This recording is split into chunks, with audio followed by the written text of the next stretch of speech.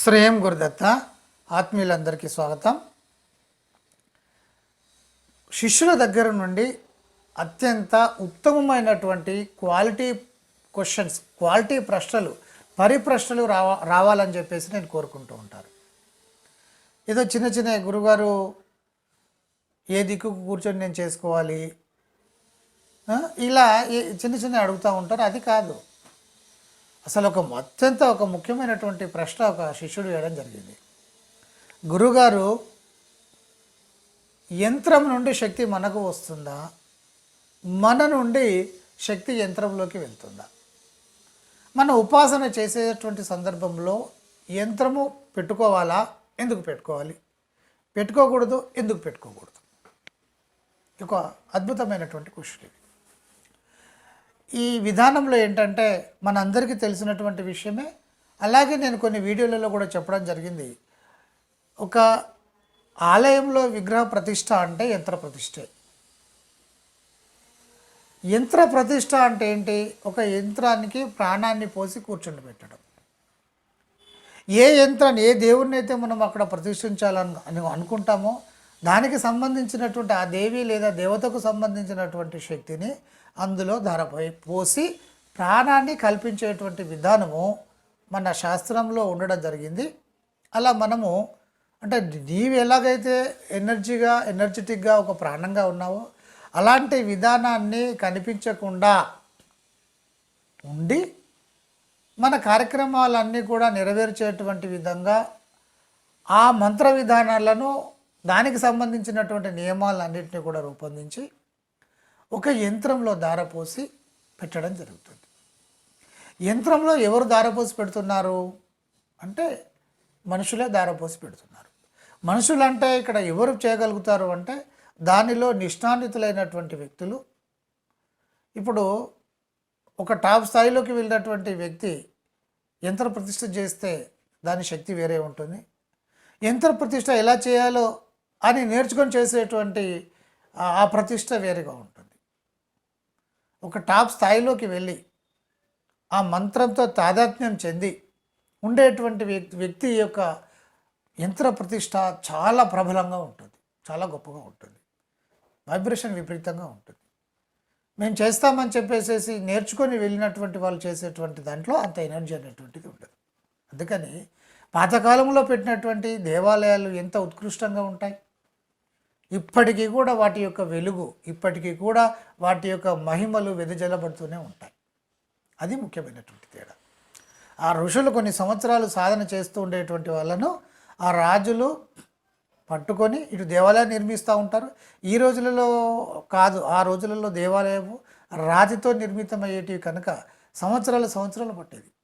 ఒక ఋషులు వాటి గురించి అక్కడ ఆ శక్తిని దారపోయడానికి ఇటు ఆలయ నిర్మాణము, అదే సమయంలో ఋషుల యొక్క మంత్ర సాధన అంత తీవ్రంగా చేసి కొన్ని సంవత్సరాలు 10-15 సంవత్సరాలు, 20 సంవత్సరాలు, 30 సంవత్సరాలు ఆ దేవాలయం పూర్తయిపోయిన తర్వాత ఆ విధంగా ఆ యంత్రంలో శక్తిని ఆ స్థాయిలో దారపోసేవాళ్ళు. అందుకని అక్కడ ఆ తర్వాత ఆ యంత్రంలో నుండి ఆ పైన పెట్టబడినటువంటి విగ్రహం ద్వారా బయటకు రావడం అనేటువంటి ప్రక్రియను పూర్తి చేసి పెట్టేవాళ్ళు. అంటే మొట్టమొదటిసారిగా జరిగేది ఏమిటి? శక్తిని అందులో మనిషి దారపోస్తాడు. తదనంతరం ఏం జరుగుతుంది? అక్కడ ఒక ఉండేటువంటి బ్రాహ్మణులు కావచ్చు, బ్రాహ్మణేతరులకు కూడా ఉంటుంది. అది బ్రాహ్మణులే కావాలని ఏం లేదు, అది చేసేవాళ్ళు ఎవరైనా కూడా బ్రాహ్మణుల కింద తీసుకోవచ్చు.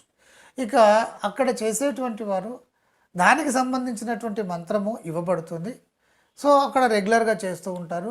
అందులో ఉండేటువంటి శక్తి చైతన్యవంతంగా ద్విగుణీకృతమై విపరీతంగా వెదజల్లబడుతూ ఉంటుంది.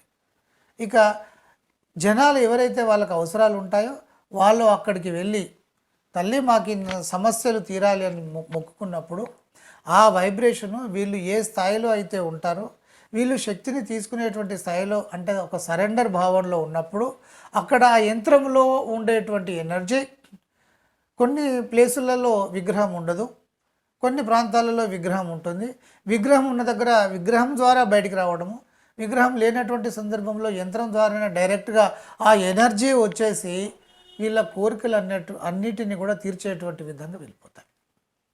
కొన్ని భూత ప్రేత పిశాచాలు ఇబ్బంది పడినప్పుడు ఒక వ్యక్తులు ఆయా దేవాలయాలకు వెళ్ళినప్పుడు వాళ్లకు తగ్గిపోవడము, లేకపోతే ఆ పైకి వచ్చేసి భగవంతుడా మమ్మల్ని ఇలా చేయొద్దు, అంజన్న ఇలా చేయొద్దు, నరసన్న నరసింహస్వామి ఇలా చేయొద్దు, కాళీమాత మమ్మల్ని ఏమనకమ్మా మేము వెళ్ళిపోతాము, ఇవన్నీ రావడానికి కారణం ఏంటంటే ఆ యంత్రంలో నుండి వచ్చినటువంటి ఒక బలీయమైనటువంటి ఆ యంత్రాది దేవత వీళ్ళని ఇబ్బంది పెట్టడము, ఆ నెగటివ్ వైబ్రేషన్ తీసివేయడం అనేటువంటిది జరుగుతుంది. ఎప్పుడైతే ఈ ప్రబలంగా ఉండేటువంటి ఈ విధానంలోకి అంటే ఆ పరిసరాలలోకి వీళ్ళు వచ్చినప్పుడు వీళ్ళు తట్టుకోలేకుండా అంటే అందులో ఉండేటువంటి ఆ వ్యక్తిలో ఉండేటువంటి నెగిటివ్ ఎనర్జీని తీసి వేసేటువంటి విధంగా ఈ శక్తి అనేటువంటిది ముందుకు రావడం జరుగుతుంది. అంటే ఇక్కడ ఏమిటి అంటే ముందు ఒక మహానుభావులు మహారుషులు ద్రష్టలు శక్తిని ధారపోసినప్పుడు వాళ్ళు సంవత్సరాల తరబడి చేసి అదంతా ధారపోస్తారు. ఇప్పటి మాదిరిగా వచ్చి పెట్టేసేసి వెళ్ళిపోవడం కాదు బిడ్డ, అది వేరు. అందుకని అంత ఇప్పటికీ కూడా అంత గొప్పగా ఉంటుంది. తిరుమల తిరుపతి దేవస్థానం కానీ, శ్రీశైలం కానీ, వేములవాడ రాజరాజేశ్వర స్వామి కానీ, ఈ సమ్మక్క సారక దీంట్లో కూడా పెట్టినటువంటిది చాలా గొప్ప విధానాన్ని అనుసరించి ఇక్కడ వామాచార పద్ధతిలో పెట్టడం జరిగింది. ఇలా రకరకాలుగా వీరభద్రస్వామి ఈ నెగిటివ్ ఎనర్జీని తీసేటువంటి కోరికలు తీర్చేటువంటి ఇష్టకామేశ్వరి కావచ్చు, కామేశ్వరి ఆలయాలు కావచ్చు, ఇలా రకరకాలుగా దేవీ దేవతలు పెట్టడం జరిగింది. వెళ్ళినటువంటి భక్తులు యంత్రం నుండి తీసుకుంటే యంత్రంలోకి మాత్రం ఇప్పుడు చెప్పినటువంటి విధంగా ఆ మహర్షులు చేసినటువంటి విధానం. ఇక ఒక మంత్ర ఉపాసకుడు ఒక మంత్రం జపం చేసేటువంటి వారు ఏం పెట్టుకోవాలి? యంత్రం పెట్టుకోవచ్చా? ఒక మంత్ర ఉపాసన చేసేటువంటి వారు కావచ్చు, జపం చేసేటువంటి వారు కావచ్చు, జనరల్గా కొత్తగా అయితే ఎగ్జాంపుల్ ఒక రాజశ్యామల అమ్మవారిని మీరు జపం చేస్తున్నప్పుడు రాజశ్యామల అమ్మవారి యొక్క ఫోటో పెట్టుకోండి అని. ఎందుకంటే ఆ విగ్రహము ఆ ఫోటోను అలా చూస్తున్నప్పుడు వచ్చేటువంటి ఆ తాదాత్మ్యత ఈ మంత్రము ఇంకా ఉధృతంగా సాగడానికి ఉపయుక్తంగా ఉంటుంది. ఇది లేకపోయినా కూడా దీపం పెట్టుకొని కూడా మనం చేయొచ్చు.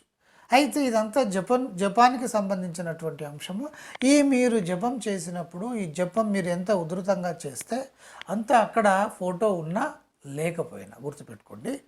ఫోటో ఉన్నా లేకపోయినా మీరు కనుక మీ మంత్ర జపాన్ని కానీ విపరీతంగా చేసినట్టయితే మీ కోరిక ఏదైతే ఉంటుందో దాన్ని నెరవేర్చే విధంగా వెళ్తూనే మిమ్మల్ని రక్షించేటువంటి విధంగా ఆ అమ్మవారు దేవి లేదా దేవత ఉండడం జరుగుతుంది. మీ గృహాన్ని కూడా రక్షించడం జరుగుతుంది.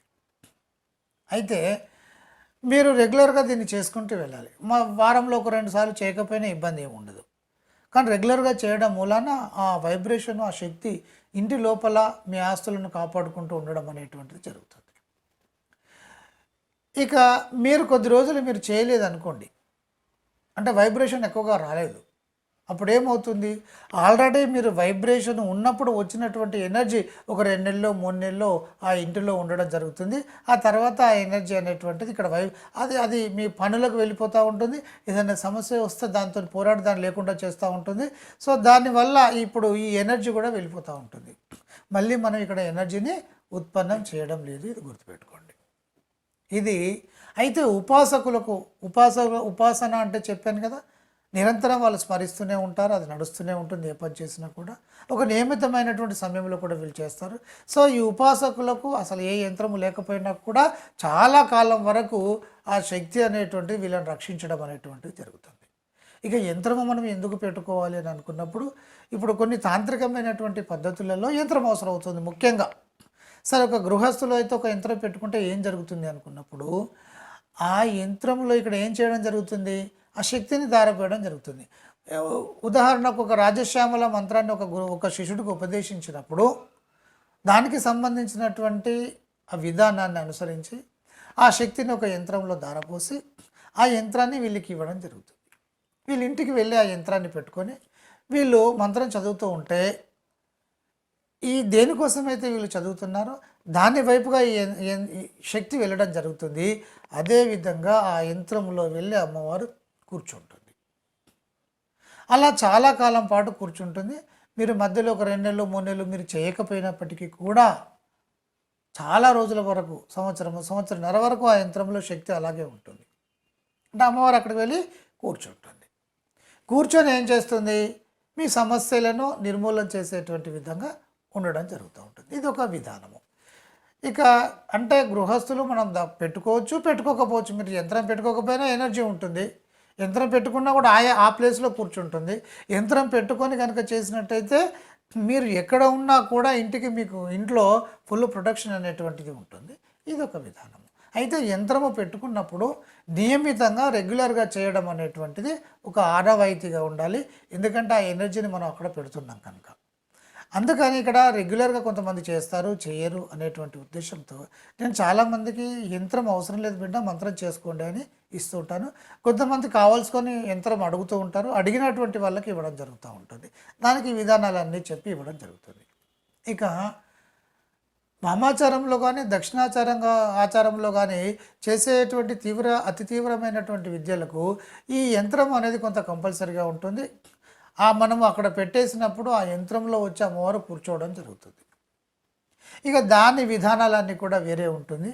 ఇక్కడ మనం తెలుసుకోవాల్సింది ఏంటంటే, ఒక ఉపాసకుడు కానీ ఒక జపం చేసేటువంటి వ్యక్తి కానీ అతడు యంత్రాన్ని పెట్టుకుంటే పెట్టుకోవచ్చు, లేకపోతే లేదు. ఇప్పుడు నేను చెప్పినటువంటి విధంగా జరుగుతుంది. అది వాళ్ళ ఇష్టంగా జరుగుతుంది. మీరు మంత్ర ఉపాసన చేసినట్టయితే తదనంతరము సపోజ్ చేసేటువంటి వ్యక్తి కాలం చేశారనుకుందాం, ఏజ్ అయిపోయింది, కాలం చేశారు. ఆ నెక్స్ట్ వ్యక్తి అంటే వాళ్ళ పిల్లలలో ఎవరైనా ఒకరు ఆ మంత్రాన్ని ఈలోపే చనిపోయినటువంటి వ్యక్తి ఈలోపే అది ఆ మంత్ర విధానాన్ని వాళ్ళు చేసుకుంటూ ఉండాలి. చేసుకోకపోతే ఏమవుతుంది అంటే ఏం కాదు, కానీ ఆ ఎనర్జీ అనేది లుప్తం కావడం అనేటువంటిది జరుగుతుంది. ఎంతో పూర్వజన్మ సుకృతం మూలంగా లేదా ఎంతో అదృష్టం చేసుకుంటే కానీ ఒక మంత్రాన్ని ఉపాసన లేదా జపం చేసేటువంటి అదృష్టం మనకు రాదు.